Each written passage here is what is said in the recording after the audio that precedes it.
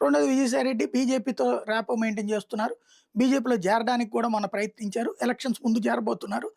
Already హిందుత్వ స్టేట్మెంట్‌లే ఇస్తున్నారు. కాబట్టి బీజేపీతో అంటే సన్నిహితంగా అది లైన్ క్లియరా సార్?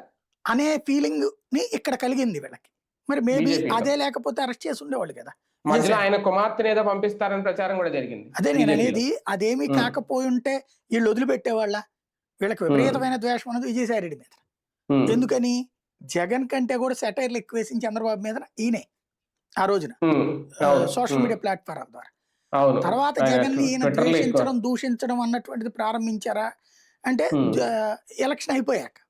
అది. అవును. అది సేఫ్ గేమ్ అనుకుంటున్నటువంటి పరిస్థితి తెలుగుదేశం వాళ్ళకుంది. అందుకోసం ఇతన్ని కాపాడితే ఇతను మరి ఏమన్నా చెప్తాడనుకున్నారో, లేకపోతే బీజేపీ కేంద్రం నుంచి ఏమైనా చెప్పించుకున్నారో ఆయన జోలికి పోవద్దని.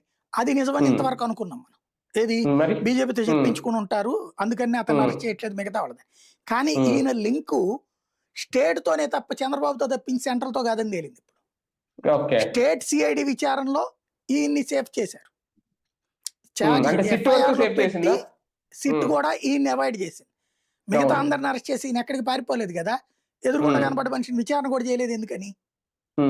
తద్వారా ఈయనకి ఇక్కడ లాలూచీ పడ్డారు. సెంట్రల్‌తో లాలూచీ కాదు. సెంట్రల్‌తో లాలూచీ అయితే ఈడీ వదిలేయాలి.